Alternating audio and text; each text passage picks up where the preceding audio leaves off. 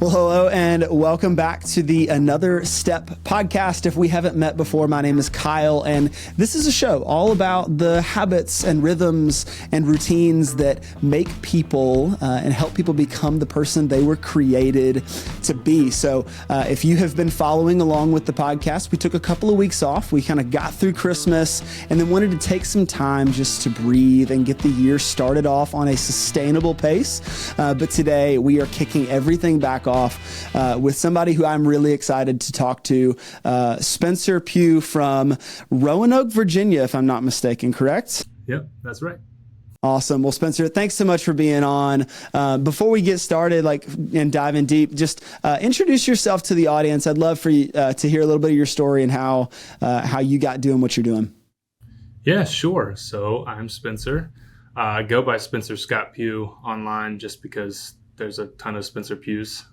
Okay. And I like my middle name. So there you go. So got started online. Long story, which I'm sure it usually is for most people, but I think, when social media was coming around, when YouTube had just started, I was really getting into music and learning guitar, and Jack Johnson was my guy. So I started my first YouTube channel in 2009. Just making covers and getting into the idea of photography and videography. And in high school, I took a film photography class, and that sort of carried through college. I had a band in college, and I was learning, the ropes of social media and marketing on a very just natural, got to promote the band kind of basis. And, we were vlogging and taking photos, and I was just getting more and more interested in creating digital content, all of it from writing to photography and videography. And so I've had a few YouTube channels over the years. Post graduation from college, I started my main channel, which started out being a minimalism and sort of like small business entrepreneur kind of thing. I was starting my own business, kind of using those skills I had built up to help small businesses around town. So web design and photography and videography. And so I was kind of just sharing that take on sharing with your younger self, kind of what you've learned kind of deal. And over the years, that channel has just become a few different things. There was a couple videos about bullet journaling that I made that kind of blew up and took the channel that way. And then I was still into minimalism, and I'm a huge tech geek. And, as I became a father and a husband and started to realize this concept of sort of building your life, I guess, in certain ways, that's sort of what the channel has kind of taken on shape, with just kind of sharing how I'm trying to do things with systems and technology and tools, and being intentional with all that kind of stuff, and just making sure, priorities in life are straight for me. So that's been my online journey. And it's been a really fun thing all these years. Yeah. I am clicking with so many of the things that you're saying. So I'm trying to make sure that I don't get too far ahead of myself, because I want to hit on so many things. So you're a dad. You've got how many kids? 2 kids, 3-year-old and a 9-month-old. Oh, dude, what a fun time. What a fun time. My middle daughter turned 4 yesterday. And then my youngest is 2.5. So we're kind of right in that same little age gap. My oldest he'll be 8 in August. I got to make sure that I get the dates right. And I often feel like I'm not old enough to have an almost 8-year-old. It's a definitely strange experience. Time just flies by. But yeah, some of the first content that I saw of yours, I mean, this has been several years ago, was your bullet journal stuff, the stuff that blew up, and the minimalism stuff. I remember there was a season when I was kind of diving into that, could I be one of those people that wears the same outfit every day and only has a certain number of, material items? And I remember maybe you did a video about your capsule wardrobe, the 33 challenge or whatever. And that was the stuff that really drew me into some of the stuff that you were doing. I'm always I'm always fascinated when I see people who are roughly my age. I think we're pretty close. I know I've heard you say on some of your more recent videos, you've talked about like being a millennial dad. So I'm like, all right, he's already in that same category as me. I'll be 30 this year. So it's fun hearing people who I feel like are in a similar stage of life. And I love this idea that it may have just been a throwaway line, but this idea of like building a life. And I think there's so much that goes into that. So when you think about your life and you think about building a life, what are some of like the values? What are some of the things that are most important for you to think about when you're doing that? Yeah, so I've talked about it a few times in various, blog posts and stuff, but I read a book called Do More Better by Tim Challies when I was first starting my own business. I was really confused on like how to be productive, and I was young and like, what kind of calendars do I need? What to-do lists do I need? All this kind of stuff. And very short read, but it really put into perspective for me how to be like productive from a biblical standpoint. So it's not just about like spending your time more wisely to make more money or be more successful. It really comes down and starts to develop with your priorities and a priority list, if you will. And so for me, over the years, that priority list is really simple and been defined as faith, family, social, work, and personal. And it's in that order. And what I find is when I'm in a very unhealthy spot, in a very selfish spot in my life, it flips on its head entirely. So it becomes about me, about my work and making money, then about hanging out with friends, then my family, and then faith comes in last. And so for me, as I'm looking for systems and tools and tactics to live my life well, it really comes back to that sort of list of priorities. And am I hitting them in the right order? So that's, there's tons of different ways to do tons of different things, but that's sort of the scope that I've started to live by, if that makes sense. Dude, I love that. So I did some work with a guy who I had on the podcast a couple of episodes. His name was Dusty Breeding. He lives out in California, and he does a ton of like leadership coaching and personal coaching and things like that. And he put together this course that I was privileged back in like 2018 to do. He called it the Anchor course. And it was like a cohort based process that we went through. It was me and 2 or 3 other guys. And he helped us clarify what our core values were, and then helped you set goals based on those core values. It was so good. He still offers it as a part of his whole coaching offering. It's really solid stuff. And my personal values are faith, family, and freedom. And I had never thought about the idea of putting those in order, even though I would still say faith, family, and freedom are in an order. But I love the insight that you just gave about when you're unhealthy, when things aren't going well, it gets flipped on its head. So for you, what does that look like? And you spoke to it a little bit, but I'd love to hear more clarity. What does it look like when those core values get flipped? And then how do you right the ship, if you will, and get things back to the way they should be? Yeah, well, I think, my sin nature kicks in, and that could happen within a day, within an hour, where it quickly becomes like, what would make me happy? What right now could I do? I have all these other responsibilities, but like, maybe I should watch a video or, put something aside. And that happens more often, obviously, than I would like to. How I right that ship, I'd say the biggest thing is my wife. She's a good check on me, and she knows me very well, very deeply. And it can quickly be like, yo, like, what are you doing? And she's awesome. And I'm so thankful for her. I've got a really close, tight-knit couple of guys, and we meet every week on Tuesdays. We confess sin to one another. We pray for one another, and we're very in each other's lives on a deep level as well. They keep me in check as well.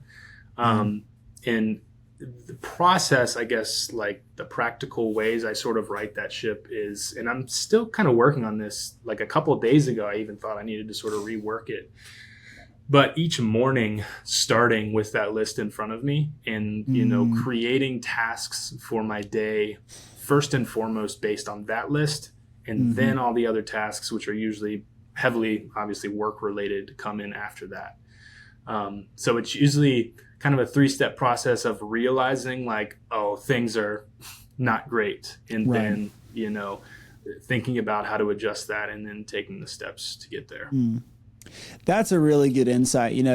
There's been so much research that talks about like the impact of what you do first thing in the morning, what you set your attention on first thing in the day will really dictate how the rest of the day goes, which is why, we're going to get into morning routines later. But like, this is why starting a day, if you're a follower of Jesus, like you and I are, beginning your day in scripture, beginning your day in prayer, opening yourself up to what God has for the day and not allowing your values to get flipped to where, all right, now all I'm worried about today is making a little more money, or let me figure out who are the people that I need to network with to help me move forward. Instead, allow what God wants to move in your life to be the thing that dictates it. So I love that you literally just lay that out there. That's a great practical piece of advice for people. Like, once you've clarified those values, let's make sure you're putting them in front of you on a regular basis so that it's not becoming just something you give lip service to,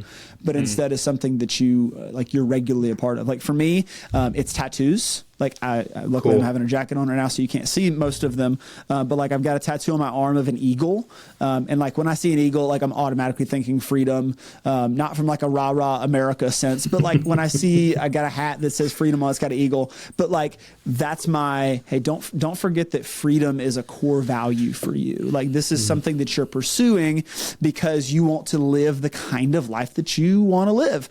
I've got a cross on my hand. I've got multiple crosses on me. It's kind of interesting.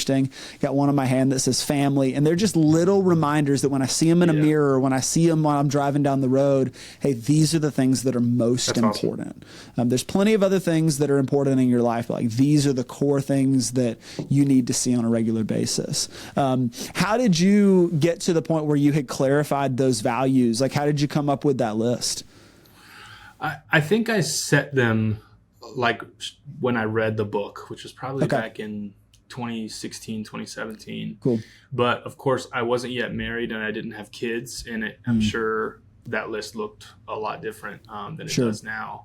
I think recently, over the past few years, I guess since having kids, it's kind of solidified into what it is now. And the order is just, to me, it's very obvious.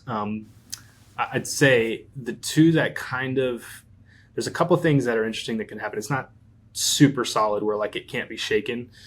Sometimes work needs to trump family, in the sense of, if I have a big project and I can't pick up the kids that are sick, but maybe Maria's parents can, like that's something where like I need to prioritize work really quick to keep my job and make sure, I'm helping the family. So it kind of intertwines there. The second is I put social before work as well on that list, meaning to me, it's like that close group of Christian friends, or, having a conversation with a non-believer, or something where that matters more too than work ultimately. So I think I've kept it where it is because I see it in that way. I think work is very important, but I think it kind of fuels, one, into faith, like I'm made to work, and two, like it's helping the family, and, so it can be a little tricky in that way, but I think it's just been a matter of refining that list. Also, sorry if you can hear my dog. He's down here chilling with me. So it's all good. I love that. No, that's so good. And, I find that in different seasons, sometimes different values take priority.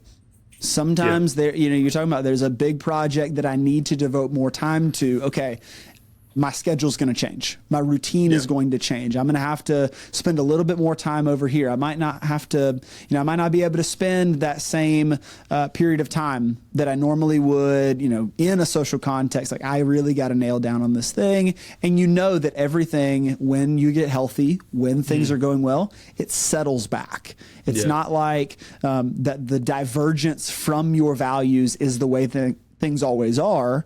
there is a convergence and everything flows smoothly the way that it's intended to go. So I love that you've been able to clarify that.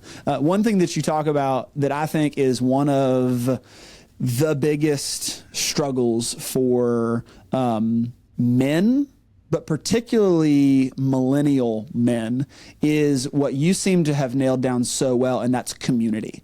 You've got a group of guys who you regularly meet with. It seems to be a priority for you. You say it happens every Tuesday. Talk for a minute about how you've been able to make that happen. How did you make that a priority? And then second, like, what has been the benefit that you've seen from being committed to that community? Yeah. So this is probably gonna be a little bit longer. I think, I grew up Christian, had that background, was in church every Sunday, did youth group and stuff. And it wasn't, I didn't feel like I was being forced to go there. Like, I enjoyed it. And I, from a young age, understood the value. It was around high school that I think the gospel clicked for me. And I felt I was saved at that point, and accepted, the gospel and the truth. And I think since that time, that community, especially with men my age or boys my age, even growing up, was something that was lacking. I was going to church with buddies from school, and that's what it was for me. I would say over the past 2 years, my wife and I joined a new church. I won't get into why we changed and stuff. It was had to do with college and, kind of a shakeup at my old church and all this kind of stuff. But it's a bigger church, which we're very wary of as we were sort of looking for a place to land, especially with our kids. But what they did well was soon after we started going there, first of all, the church at large was just very welcoming to us. But they quickly were like, hey, we do small groups. And getting us plugged into a group of like parents our age doing life with the same kind of aged kids on a weekly basis was massive, because we had never really experienced that. And when you have all these crazy troubles and issues with kids and challenges, like, you can sure take to social media and see what the glamorous version of that looks like. But to be in it week after week and see the realness and can help one another there was super helpful. And through that small group, two very close newer friends to me, Jonathan and Sam, we decided to dive even deeper with one another, because I think for guys, throughout time, I think it's been easy for guys to be like, gotta be the man, no emotion, it's a broken record at this point. But to be able to open up fully to other dudes who may be going through the same sin struggles you are, or problems, or just life challenges in general, has just honestly been the thing that has brought me into a stronger faith than like I've had in my life. And so honestly, anyone listening, like, I can't push that enough, like finding that group. And an author, Justin Whitmel Early, who lives down the road from us in Richmond, he just came out with a book called Made for People. And it's this whole concept of like, from the garden, when God said to Adam, like, it's not good for you to be alone, we take that as like, oh, here comes Eve, so he needs a wife. But I think just in general, like, we aren't meant to be alone. And there's a lot of problems that can happen in isolation, and especially with sin struggles. And it's a place where Satan can easily, be whispering in your ear, and there's no one to check that. And so as men, as Christians, as people, being able to be open with a group of people who love you. I think that's the second part. I think some people try to open up, and maybe it's in a very judgmental space or something, which is an easy way to close them back up and say, never again. Like, I'm not going to be open with people like that again. So finding a biblical group of guys who are willing to be open and truthful and honest and hold you accountable and pray for you, it's awesome. Yeah, no, it truly is. So, I have found so many times that it's just easier, truly, it's just easier for followers of Jesus to just show up to a church service and walk out and pretend like, all right, we checked the box, we did the thing. It's harder to have community. Yeah. I mean, you talk about like you had to kind of seek this out. Like, sure, you were plugged into the group, but a lot of times we have to go seek out people who we trust. Yeah. And a lot of us, myself included, have trust issues because we've been hurt by people, and we worry, hey, if I open myself up in this way, if I'm vulnerable in this way, am I going to be loved and accepted the way that I want to be? So there's all of this mixed bag. So a lot of us just lean to the easier way and say, you know what, like, I'll do the church thing. Like, I'll show up. We'll even go every week. Like, that'll be great. But then we rob ourselves of so much more. We rob ourselves of the depth and the vitality that comes with faith. That only happens in those deep-seated relationships. You know, we say it all the time. You can't follow Jesus by yourself. Jesus didn't invite a disciple. He invited 12 disciples. They did life together on a regular basis. Like, this is just the way that it's intended to be, but it's just simpler to just reduce church to a place that we go one day a week. And sorry, I'm getting preachy because this is kind of a jam for me, but it's harder to pursue the things that are more life-giving and things like that. Sure. So to talk about your group in particular, so you meet weekly with these two guys. Do you meet weekly as well with that larger group, like the group of couples with families? Yeah. So we do a small group on Sunday nights. Cool. And it's great. It's like from 4:30 to 6:30, which is great for like before bedtimes.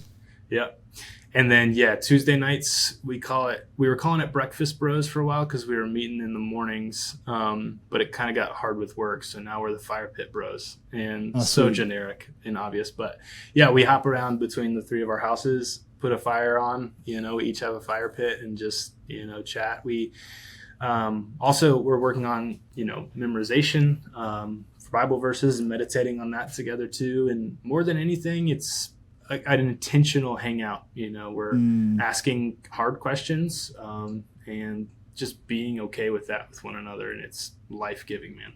It's awesome. Is there like a I'm not going to use the word curriculum, but like, is there hey, every time we come together, we ask specific questions to each other? Is there like hey, we're reading a book together, or do you just get together, get around the fire, and one thing leads to another, and you're able to have good conversations?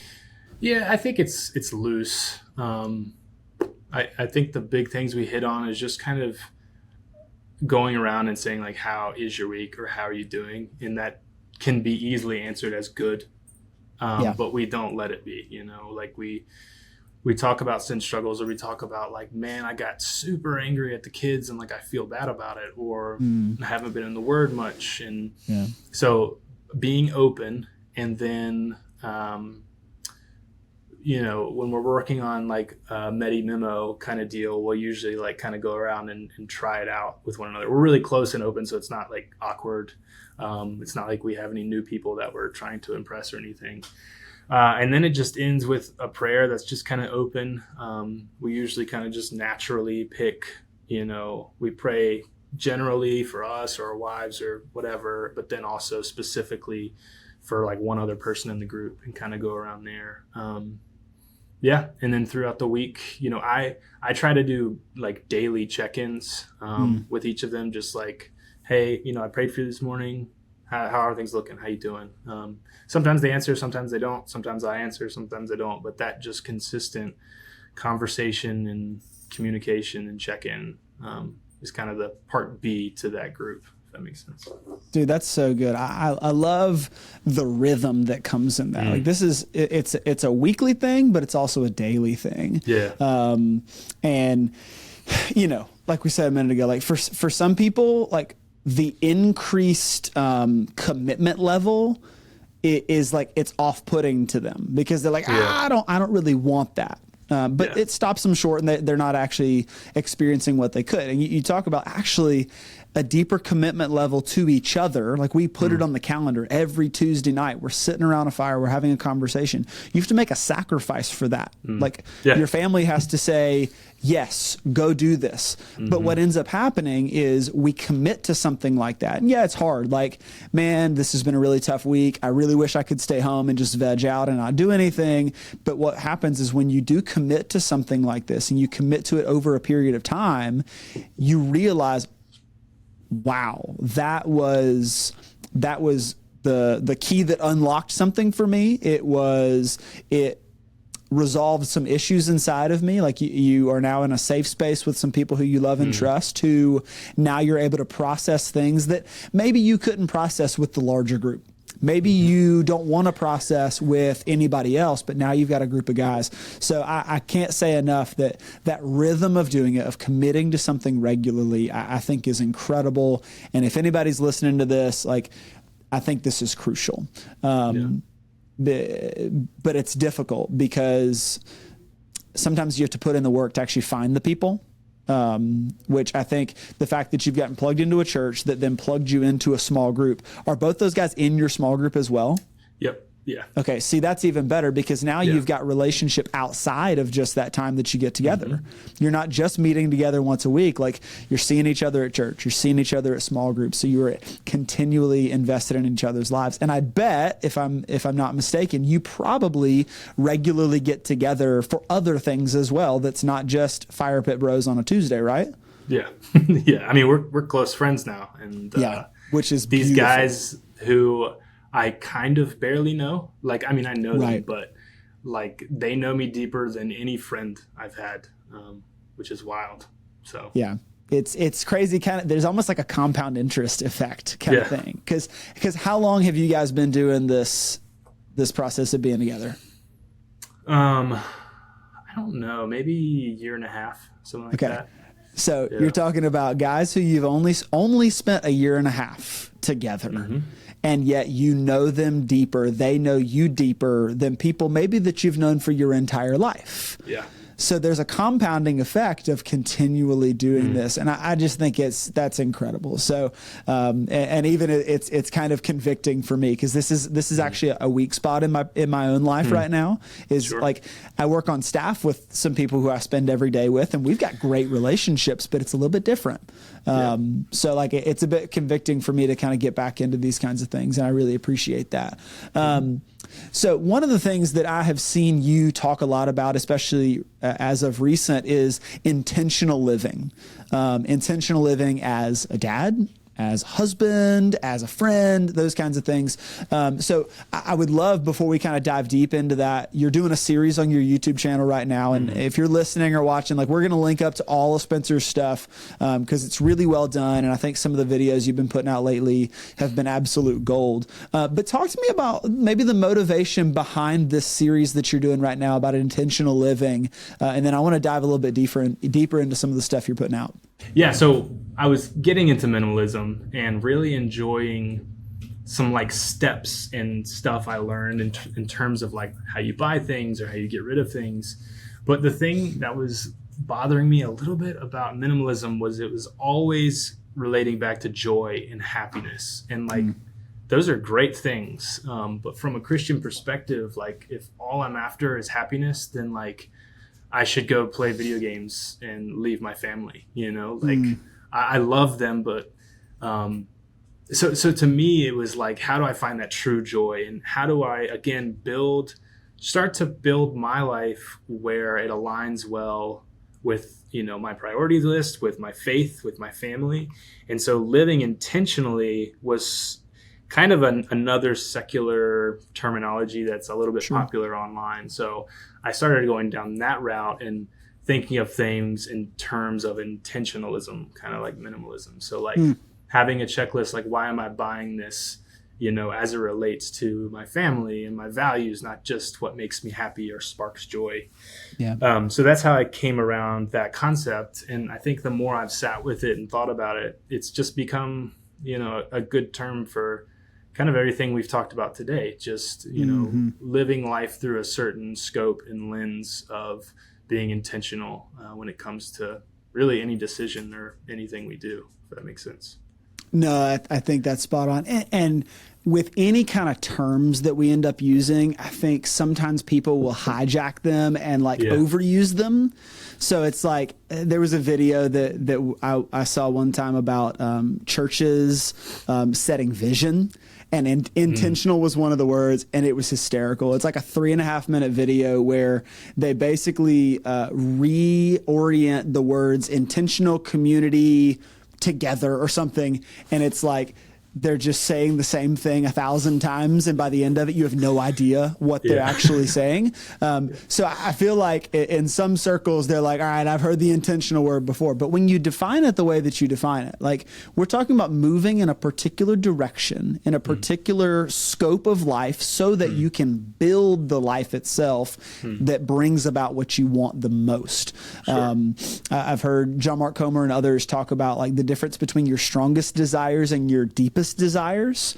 And what we're getting after is your deepest desires of life. So I love the videos that you've been putting out because you're tying them into like real life stuff. You're talking about like how you use your phone. You're talking about the technology that you're using. You're talking about sitting down with your wife on a weekly basis. So on some of those things, what are some of those practices, some of those rhythms that you're doing on a regular basis that help you live an intentional life? Sure. Yeah, I think the biggest thing is that word rhythm that we keep coming back to. And it's funny, like systems are great and I love building systems.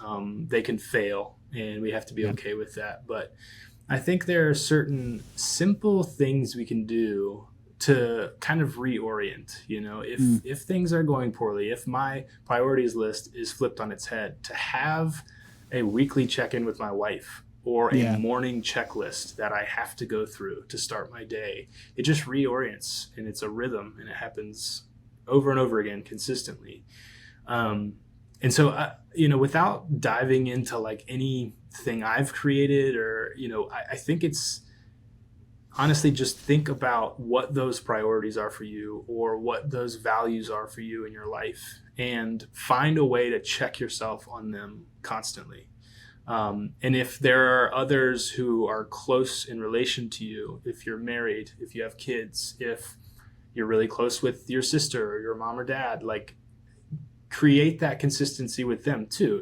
If they need to be a part of your life in the equation, bringing them in on a regular basis and checking against one another, it just reorients. I think it's so easy to go astray or get distracted, which is a big part of the world we live in today. Just being diligent about that rhythm and using whatever tools you can find. I think the biggest thing I'll warn against is like, don't get too involved or concerned about the tools you're using.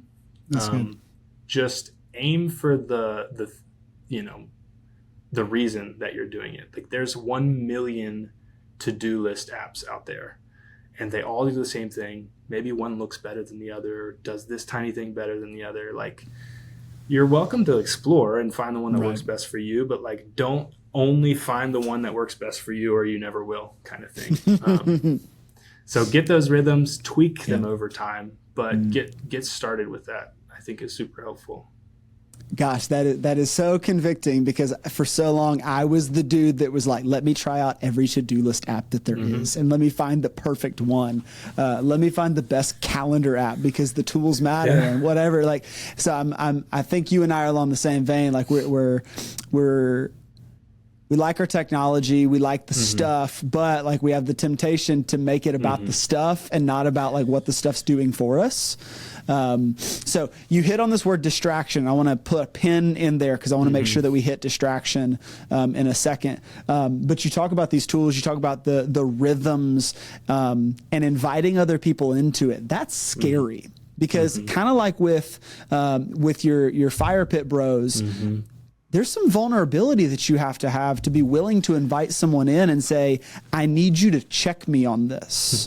Like you have full reign. And usually it's our spouse that is the easiest one to bring in because we say, hey, it's one thing for me to develop a system and a rhythm for myself that I can control, that I have influence over. But what ends up happening is we get blind spots on what's not working or whatever. Are you familiar with Johari's window? So this was I think he was I don't even know who it was. Somebody introduced me to the idea a long time ago. Basically, think of a 4-quadrant window where one quadrant represents what I know about myself and what everybody else knows about me. The next quadrant, top right, is what I know about myself, but nobody else knows about me. And then there's a quadrant that is what other people know about me, but I don't know about myself. And then there is what I don't know about myself and nobody else knows about me either, like stuff that's underneath the surface that nobody else knows about. So I think a lot of us want to focus on the stuff that's either mine to know that everybody knows, or that's mine to know that nobody else knows. And it's really hard for us to sit with the stuff that everybody else knows. They see it in you. They see the way that, you speak to someone when you're tired and yet you don't recognize it. They see the way that you get a little snappy and, on a Friday afternoon when you're ready for the day to be over or whatever it is. But inviting someone into that and saying, hey, you've got free reign to point out the blind spots of what parts of my life aren't clicking. Hey, how am I becoming more distracted? What things are stealing my attention from you? So I love that you have that as a part of your life to say, hey, Maria, where am I missing this? On a weekly basis, we're going to be intentional together, and I need you to show me, hey, where did I drop the ball this week? And I can imagine for you, if you're anything like me, some weeks you're like, hey, I feel like I did all right. Like things went pretty well. And then there's other weeks where you're like, whoo, you've got quite the long list, don't you? Can we cool it for a second? But I find that rhythm and that intentionality and inviting people in, that's so crucial. What I think we've been able to do in this conversation so far is highlight some of the stuff that's more difficult to do that brings about some incredible results if you'll commit to it. Intentional community with people who can speak into your life, who you can be honest and vulnerable with. Building some routines, not just a system that'll break down, but a routine that you can be intentional with and invite somebody in to be a part of that. Like, these things are difficult and there's some rub there, but once you push through those things, there's some growth that comes out on the other side. So one of the things that you and I talked about ahead of time, but then you also have mentioned a couple of times today, is this idea of distraction, which I think is this huge enemy against people like you and me. Because for those of us, particularly that work in areas like you where you're in advertising and you're working with people and there's projects and all the things, it's really easy to get distracted by the stuff that we're doing. Or people who work on technology, dude, I think we are like prime examples for the kinds of people who have the proclivity to get distracted by our stuff and miss the people who are in front of us. So what are some of the ways that you're fighting against distraction? Helping you be present. You got two small kids. How are you fighting against that distraction? Then how can we do that too? Yeah. Just like one thing I want to point out, because it's going to lead into my next point, is like, I don't have any of this like figured out. And though I have systems and rhythms and I meet with groups and it sounds like, wow, like that's really great, he's got all that going on. Like, I'm really bad at it. And I don't want to sit here and be like, this is what you should do. It's what I found to be helpful. I'll say even like 2 days ago, distractions specifically from my cell phone made for a really, really bad day. It was our snow day, so we couldn't get out of the driveway. So I was like, you know what, I'll take PTO because I can work from home usually. Sure. The kids were home. It's my daughter's 3, so she was super excited to go outside and play in the snow. And it could have been a really fun snow day, which I used to love when I was a kid. But for whatever reason, I've got a problem, this is a tangent, but I grew up really laid back, like go with the flow. Hey, actually on Saturday, we're going to do this instead of this. Sweet, let's do it. It's funny, as I've become an adult, my wife was the exact opposite. So she was like, we plan to do this. We're going. If we don't, I get upset about it. And we have like swapped roles.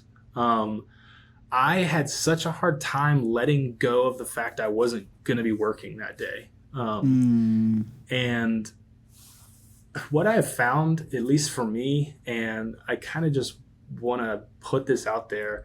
Yeah, my job can be done all on the computer, all online. I use email, Slack.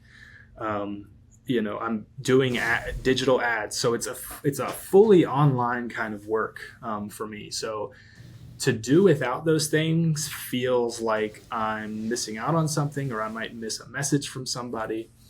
I think me personally, I need to get better at like when it's decided upon that like I don't need to be working, like turn it off and be better at switching that switch. That day I had my phone in my pocket. I kept checking emails on my phone. I kept thinking about maybe what YouTube videos I could do next, what products I could review, what brands I could reach out to, what campaigns I need to run this year. We want to hire this new salesperson. And all this is going on in my head while like my 3-year-old daughter's like talking to me. And like, that's so disgusting to me when I sit and I think about it. And in the moment I'm getting frustrated with her because I'm like, oh, just let me respond to this message or whatever. I've been exploring over the past little while, like how to remove not just like distractions when I'm working and like I get an email that pops up and I start doing that instead, but more so like in my mind space, how can I be not distracted and be more in the moment and enjoying what's there? And so for me, I've got a couple dumb phones that I'm going to be reviewing in the concept of like, they can message and call and you can listen to music on them and that's it. And I think I'm finding they don't fit my lifestyle per se, but I am on to the idea of not being able to use certain tools at certain times. An easy way to do that is like putting your phone in another room and like maybe even upstairs where like you annoyingly have to walk up the stairs to go get it. I think there's something to be said for like being able to be contacted. I think honestly, like having, if you're an iPhone user and you have an Apple Watch, great. I think you can leave your phone elsewhere, even off, and still be able to receive messages on your watch. And like, if my mom's like, hey, can you call me? Like, I can do that. But even just the fact that I know in my pocket, I can get to my emails, like that sits with me all day. And I can check YouTube stats and that sits with me all day. And I'm so addicted to things like that I'll take off the email app from my phone. I'll take off the YouTube app from my phone. But when I want to, I'll just go on Safari and look up Gmail and look at my emails. Or I'll look at my YouTube stats that way. And there's still that access. I can still do it. And so I'm leaning really heavily towards like, how do I literally can't be distracted? Like, it's not a matter of like choosing not to be or turning on like a focus mode on my phone so I'm not getting certain notifications, but like, how am I unable to be distracted? And that's what I'm super interested in. And I think it's, like I said, it's hard for me because what if I get a really great email? Or what if that, proposal we sent out last week finally comes through and there's a certain amount of like, your daughter's in front of you telling you a hilarious made up story, what's going to matter? What's even going to matter tomorrow or the next week? Is it that email or is it that time with your kids? So yeah, I don't really have like an answer. I just think I'm leaning in more towards like, get rid of stuff and be okay with it. 'Cause it's not going to ruin your life. It's going to be great. That's, oh my gosh, you're reading my mail and I need you to stop. First of all, I believe it was C.S. Lewis who said, how a person responds when they are interrupted is who they really are. Awesome. And that quote has haunted me more times than I can count over the past few weeks, where very similar situation. Hey, I'm going to work from home today. No big deal. But I got to get some stuff done. Like, give me a little bit of time. I'll get it done. And one of my daughters will run up, or my son will be like, hey, Dad, can we build Legos or whatever? And I find myself getting frustrated. And I'll snap at them, or, hey, give me a minute. Or when they keep on coming back and I don't reply to them in the kindest of ways, that quote like almost instantly like pops into my head. And I'm trying to learn, okay, how can I become an interruptible person? How can I become the kind of person where if my kid comes up, it does not matter what's in front of me on the computer. It does not matter if I'm in a meeting. It does not matter if I am deep in sermon. It does not matter. They are what's most important to me. Remember the whole order of core values kind of thing. So that's first thing. So as soon as you said your daughter walked up to you, I was like, there's where my brain is at. Second thing that comes up in there is I'm hearing you say you want to be the kind of person who's undistractable. Not just I need the tool to do it for me, though there's nothing wrong with that. Like if you're the kind of person that wants to set up focus modes, and I think there's a lot of power to that. Like there's a lot of like they've really done a good job. I mean, even like you can't get emails from certain email accounts if you're in a certain mode. Like that stuff's really cool. Like don't get me wrong, and I'm all about it. There are apps that will do things for you. You've made videos about this already. But becoming the kind of person who is undistractable, the kind of person that's fully present. I think that's a deeper mode. And once again, like everything we've been saying, it requires the deep work. It requires some of the things that are a little bit more difficult. You're going to have to put in a rhythm and a system that's going to help you with that, so that over time you will become that kind of person. Yeah. I wish it was a silver bullet, but it's not. Yeah. And it never will be. And I'm never going to have it down 100%, never worry about it again either. It's a process, and it's what we have to work on this side of the garden kind of thing. And for me, sparing sort of details and stuff, like I went on a kind of a detox from the internet for like 6 months. And I think there's a couple things, like God can help with this stuff. Like it's not beyond him to help you become a distraction. What was the term you used? Like someone who undistractable. Yeah. It's not beyond him to make that happen. And I think bringing him in, praying about things like this, and trusting, knowing that he can, it doesn't mean he will, or that he's going to do it that way that we want it to. But there's that side that I have found. And then there's the side of like, okay, what steps can I also take? What are boundaries I can put in place? What practical things, knowing my heart and how I can get really compulsive over certain things or obsessive over certain things. Like how can I take smart, wise steps against that? And so I think, yes, that's what I want on a deep level. Right now, as my kid is 3, what can I do to get better at that? Well, maybe every night when, they are home and I'm home, like I don't have my phone. Like I constantly tell myself that's what I like to do, and I do it. But then one night I'm just like, oh, left it in my pocket, or that one email might come through. Like, what if I just stop doing that? Then I become used to not having my phone in situations. I train my mind to be like, kids here, I'm here. I'm being intentional. I don't have my phone. That's what that means to me. So I think there's the two sides of that. There's the practical stewardship to use the appropriate tools and methods and things. And I think, that's what we're meant to do. But then also, God's in our lives, and he's here, and giving this to him like we would give anything else up to him is just as valuable as well. Yeah, there's a line. I want to say it's Augustine, but I'm gonna nail that down. It's about formation, and it says something to the effect of, without us, God won't, but without him, we can't. And there's this back and forth to where you want something to happen. You want to become an undistractable person. You want to become a person of peace. You want to become fill in the blank. There is an aspect that says only God can do the thing. Only God's going to be the one to make it happen. However, he probably is going to make it happen through you, through the habits, through the things that he's inviting you to participate in it. And, like, this is one of those, you talked earlier about how, like, the word intentional, it's not a Christian word. I mean, you hear it in secular culture all the time. Like, I want to be an intentional person.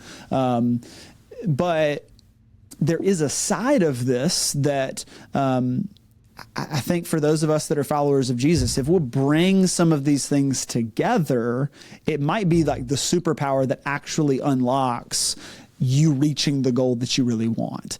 Sure. You don't have to run away from, like, oh, well, it's all God. So, God's going to do it. And if God wants to do it, then God can do it. But it's all, it's off my back. It's not the case. God usually says, hey, let me invite you into this. Let me show you how you can participate. I mean, me and one of my coworkers were talking, or actually a friend of mine at the coffee shop, he's reading through Exodus right now, and he's talking about Moses going to free the people from Egypt. Could God have done that? Like, just snap of his fingers, hey, we're going to leave now? Sure. But instead, he invited a human agent to be a part of it. He invited Moses to participate in, throw the staff down, show Pharaoh what can happen here. You be a part of this thing and lead the people out. It's the same way in our lives. Like, we want to do something. Sure. Could God make it so that your mind is exactly the way that it ought to be, and you're never going to be distracted, and you're always fully present and all the things? Sure. Sure, he can. But instead, he wants you to slowly become a certain kind of person over time, which is longer and more difficult. And it makes us question things sometimes, because we're like, why won't you just fix the problem? So I love that our conversation today has brought together those different worlds, because it's really easy to focus on like digital minimalism and psychology and things, and just totally make it devoid of faith. But what I feel like you've been so good about today is saying, hey, like, it's not just my friendships, it's my faith friendships, it's my community of people who are helping me be more like Jesus over the course of my life. Sure, it's not just that I want to be off my phone more so that I can say I had fewer screen time hours. No, like you're saying, I want to become the kind of person through God's power to be fully present to my kids. Like, I love the way that you've been able to do that. I would be remiss if I did not mention, you made a video a couple of weeks ago about making your phone a dumb phone, like taking your iPhone, making it a dumb phone. I'm working on it. Like, ignore the number of text messages that we've got, but I'm trying. I couldn't quite make it look as pretty as yours. Yours seemed to blend into the background way better than mine. Mine's still like stuck off the page, and maybe I'm missing that, and you can help me with that after we stop recording. Yeah. But that's my, so my family takes a Sabbath every Saturday. And that's my like Sabbath focus mode. So I am bringing in some focus modes. But what I wanted to do was say, hey, like, I'm off my phone for the day. I really admire the people that are like, I'm going to put it in a box and not have it with me. And sure, mine, like this past Saturday, sat on the kitchen table for the vast majority of the day. But like, we left the house, we went places. So like, I was like, all right, it's probably pretty wise to have a phone with me just in case something happens. But like, I'm trying, like, I got the thing, and I downloaded the app, and I'm doing the stuff. But what ends up happening is you do it and you get to the end of the day and you're like, I feel really good. Like, I got to like 6 p.m. on Saturday and was like, wow, I didn't look at a single piece of social media. I stayed off of anything. Like, I played with my kids and we built Legos, and it was fun. Awesome. And it was so joyful. And I love that you have taken time and you're using your platform on YouTube to teach people how to do that too. And what I love is that you are a follower of Jesus. This is your worldview. This is the way that you see things. But you're not coming at it from like like it doesn't sound like a sermon. So you've made it accessible for anybody and everybody who's going to show up and just say, you know what, I would like to have a better grasp over my technology. I'd like to have a better mental space. Here's how I'm able to do it. So I feel like you've done an incredible job, and I have been super blessed by so much of your work, all the way back from the bullet journal minimalism days. Like that's where we got into it, all the way to now. Like I love that you've been able to do that.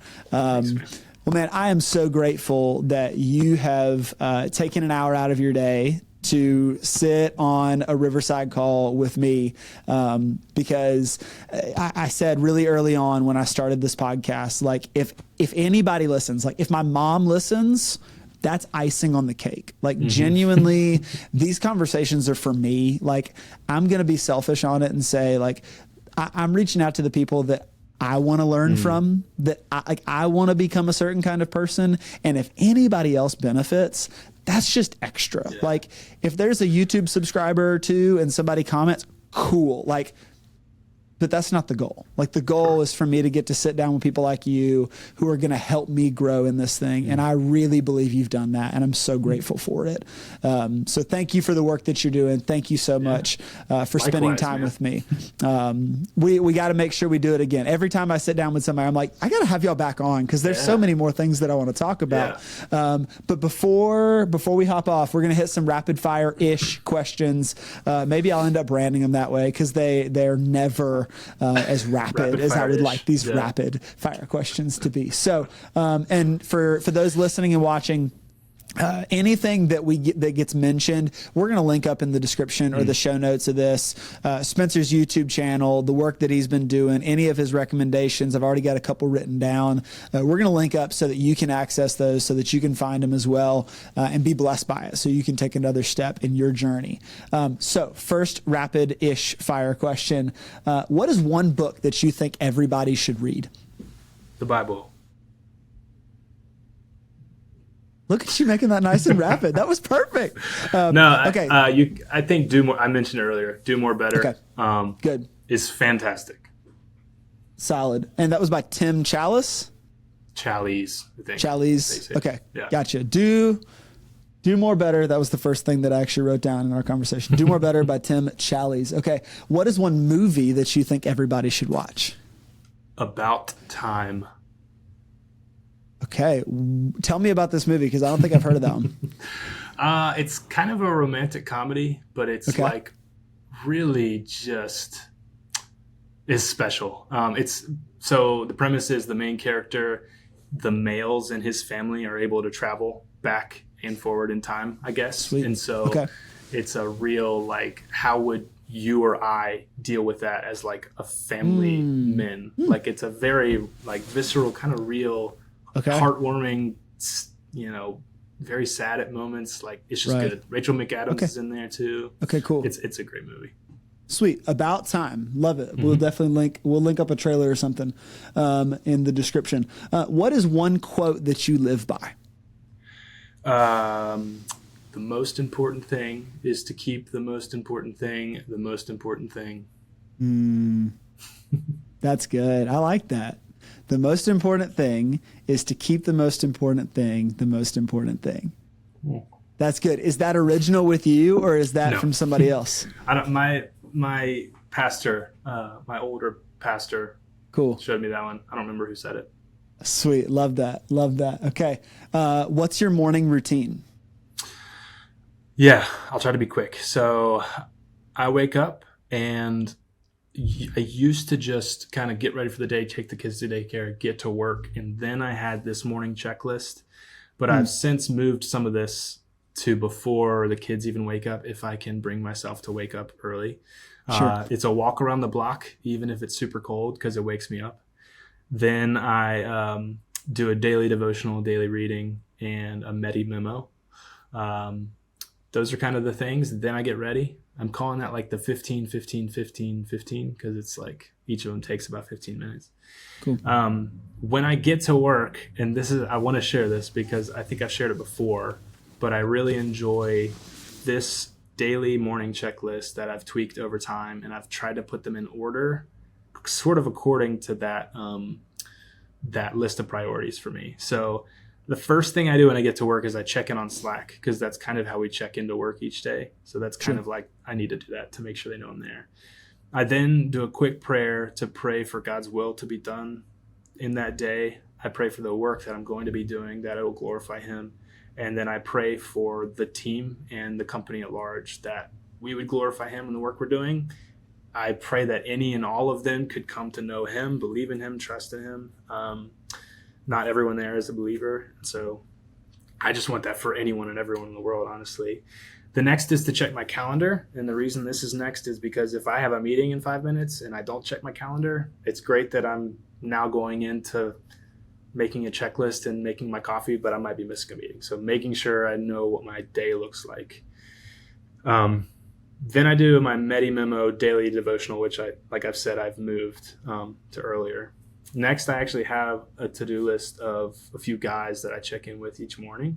Send them a text. I usually pray for them, as well as a longer prayer on my drive to work, which is about 30 minutes, which happened prior.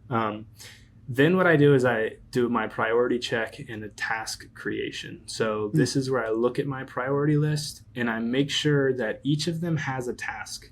Even if family is like, text Maria, I love her today, or send her a nice text saying how much she's been a great mom this past weekend.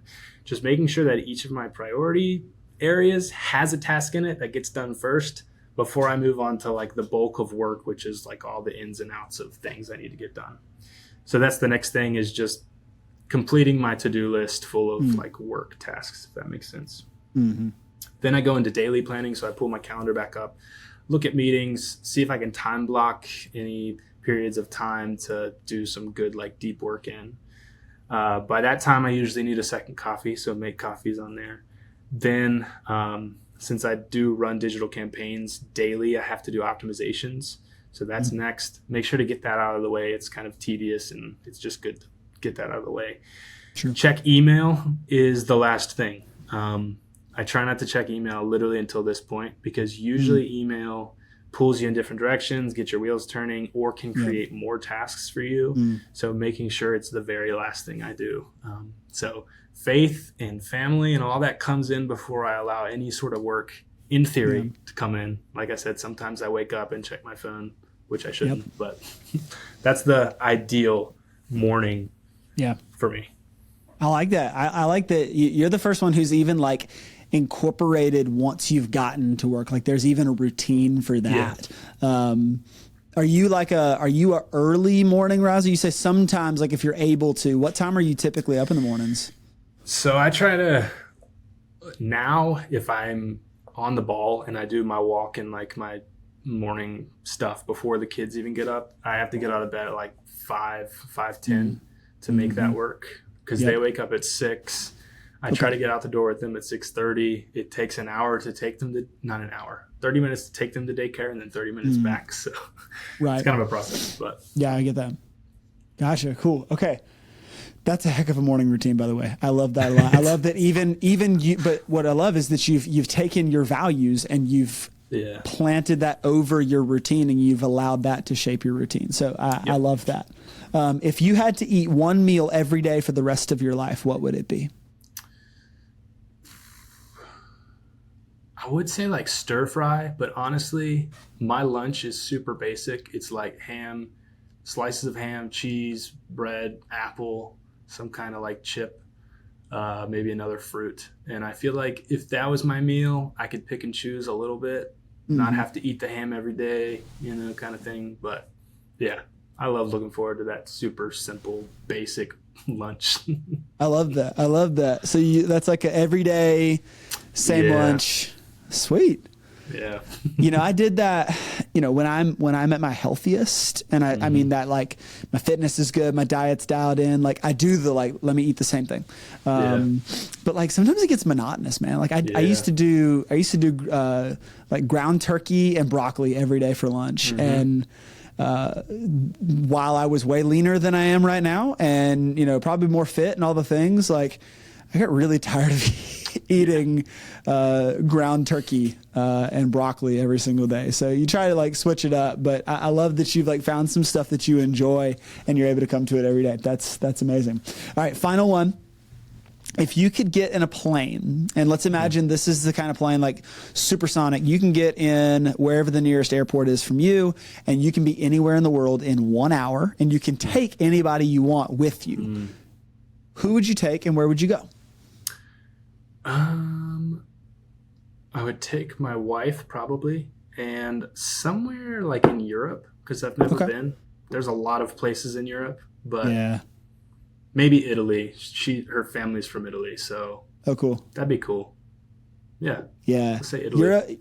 Europe is one of those, like, I'd love to do the full England thing. Like, let me do Cambridge, let me go see C.S. Lewis's home, like all that kind of stuff.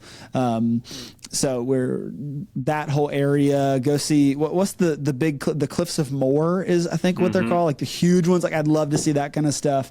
So I love hearing where people would go, because sometimes they surprise you. Like the guy I was telling you about earlier, Dusty Breeding. Dusty, if you look at him, like he's a burly guy, big. Grows the best beard of anybody that I know, faster than anybody that I know. Just super fit individual. And I asked him this question. I was like, where would you go? I'm thinking like a mountain somewhere, because literally he and his wife have climbed Kilimanjaro and all this stuff. And I'm thinking like, it's an adventure. And he's like, I go to Paris. And I'm like, what? And he's like, yeah, I know everybody's surprised about it. I just love Paris. And I'm like, that's awesome. That's so good, man. So these kinds of questions are really fun, because you kind of hear people's personality come out in it. Yeah. And most of the people I talk to are like, yeah, I'd take my spouse. The kids are staying home. I'm taking my spouse. We're going somewhere fun. That's so great. Well, before we hop off of here, in case there's somebody listening, and I think there will be, people who want to get in touch with you or they want to follow along more with what you're doing, where's the best place for them to do that? I literally revamped my website like yesterday. It's just SpencerScottPugh.com. My main YouTube channel, Spencer Scott Pugh, and legit SpencerScottPugh@gmail. If you just want to email me and chat. I love making friends online. I think it's great. Heck yeah. So. I'm telling you, that's been such a cool thing, is like getting to meet people who I otherwise would have no way of doing it. Wild.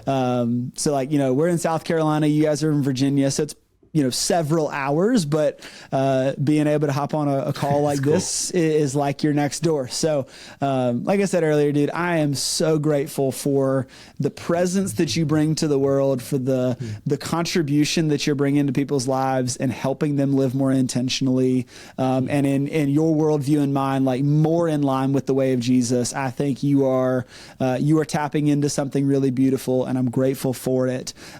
So we are definitely going to have you on again. If you're listening to this or you're watching this and you've enjoyed it, please go check out all of Spencer's work. I think you'll be blessed by it. If this is a conversation that you think somebody would benefit from, take a moment, share the link with them. I really believe it's going to change something in their life. And all of the YouTube things, I always feel a little bit funky asking you to do this, but if you'll hit the like button and subscribe to the channel, it really would mean a lot to us, because we love to continue to grow this thing so that more people can take another step in the journey wherever they are along it. So Spencer, thank you again for being on. I'm really grateful for you. Yeah, thanks, Kyle. It's been great. Appreciate it. Absolutely. And to everybody listening, we'll see you in the next one. Grace and peace, my friends.